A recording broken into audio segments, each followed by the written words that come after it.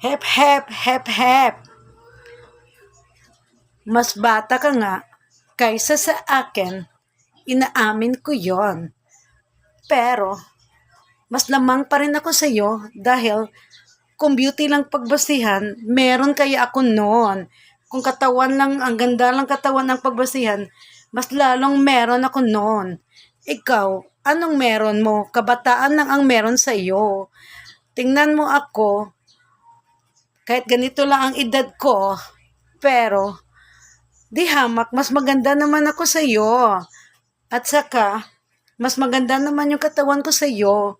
Tingnan mo itsura mo, 18 years old ka pa lang, pero mukha ka ng barel or kaya single bed ng jowa mo.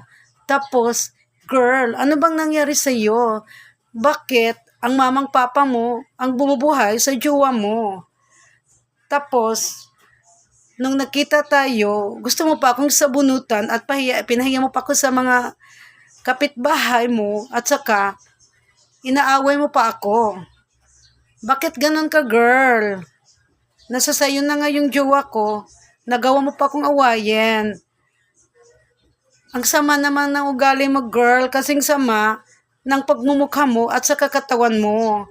If I were you, girl, magpapayat ka na lang kasi kahit na magpaganda ka, kahit gumasto ka pa na ilang libo dyan, wala na mayayari sa pera mo dahil isa kang pangit. Kung pangit ka forever, wala ka nang magagawa sa beauty mo, girl, dahil yun lang ang pinagkalooban ng universe sa'yo, yung pangit na katawan mo, pangit ka nga, pangit pa ng ang mukha mo.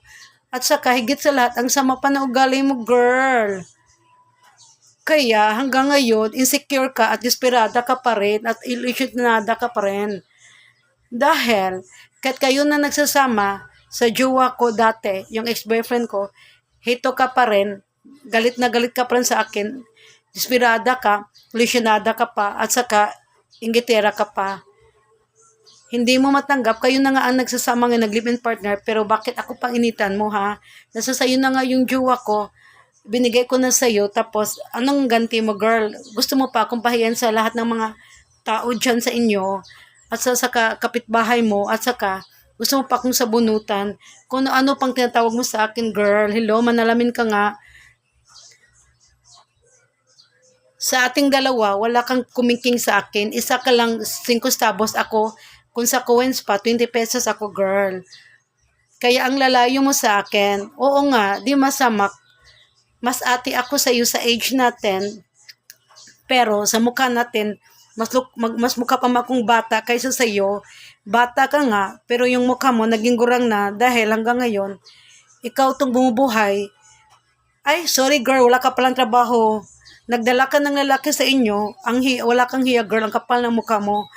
Wala ka pang trabaho, naghinto ka pa sa pag-aaral mo dahil nakipag-live-in ka sa ex-jowa ko dati.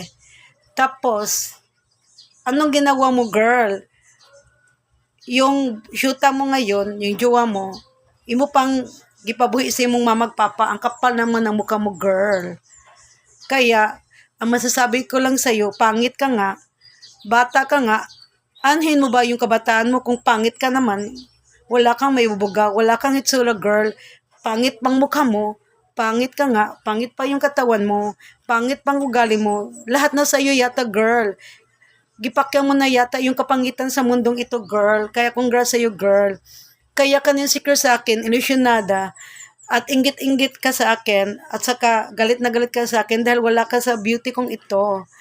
Wala ka sa katawan ko ito, wala kang pera, girl. Ako, may pera ako, girl. Hindi katulad mo. Walang ka pera-pera, isang pordoy. Kaya nagtiyaga ka na lang sa jowa ko na isang adik-adik na ex-boyfriend ko dati na adik-adik. At sa kawatan pa, girl, bagay kayo, girl, mga walang nada. Mga ano, girl, yung bang walang kwentang tao, girl. Congrats sa iyo, bagay kayo.